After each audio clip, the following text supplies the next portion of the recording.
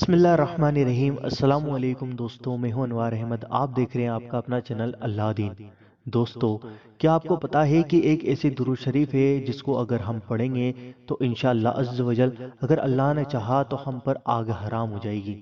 تو دوستو آئیے جانتے ہیں، حضور نبی کریم صلی اللہ تعالیٰ علیہ وآلہ وسلم نے خود فرمایا ہے، جو اس درود شریف کو پڑھے گا اس پر اللہ نے چاہا تو آگ حرام ہو جائے گی۔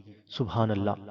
دوستو آئیے جانتے ہیں اس خوبصورت واقعہ کو، اور اس درود شریف کو ہم نے ہندی میں آپ کے سامنے پیش کرا ہے، اور ویڈیو کے اندر آپ کو درود شریف پڑھنے کو مل جائے گی، تو آپ یہیں سے سٹاپ کر کے درود شریف کا اسکرین شاٹ لے لیں اور اس کو پڑھا کریں۔ دوستو آئیے جانتے ہیں درود ماہی اور درود ماہی کی فضیلت کے بارے میں۔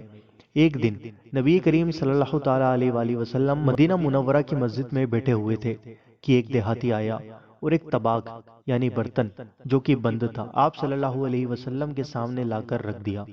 حضور صلی اللہ تعالیٰ علیہ وآلہ وسلم نے پوچھا کہ اس میں کیا ہے؟ اس نے جواب دیا، اے اللہ کے رسول، 3 دن بیت گئے مجھے اس مچھلی کو پکاتے ہوئے، لیکن یہ پکتی ہی نہیں، پکا اثر ہوتا ہی نہیں ہے، اس لیے میں اس کو آپ کی خدمت میں لایا ہوں، آپ ہی اس کے بارے میں سب کچھ جان سکتے ہیں۔ آپ نے اس مچھلی سے پوچھا تو وہ اللہ کے حکم سے بولنے لگی، اور اس مچھلی نے کہا، اے اللہ کے رسول، ایک دن میں پانی میں کھڑی تھی کہ ایک آدمی اس درود شریف کو پڑھ رہا تھا اور اس کی آواز میرے کانوں میں پہنچ گئی، اس کے علاوہ میں نے اور کچھ نہیں کیا۔ نبی کریم صلی اللہ تعالیٰ علیہ وآلہ وسلم نے اس کو حکم دیا کہ درود سنا، تو اس مچھلی نے درود شریف کو سنا دیا۔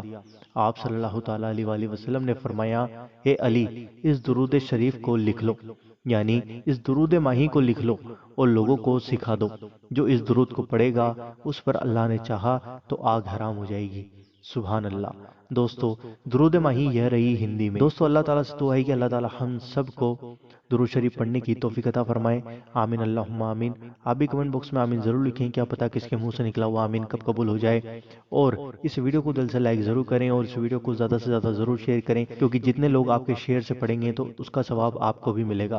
تو دوستو صدقہ جاریہ کی نیت سے زیادہ زیادہ ضرور شیئر کریں، اور چینل کو سبسکرائب ضرور کریں، اور آل نوٹیفیکیشن دبا دیں تاکہ ہم جب بھی ویڈیو ڈالیں تو آپ کے پاس پہنچ جائے۔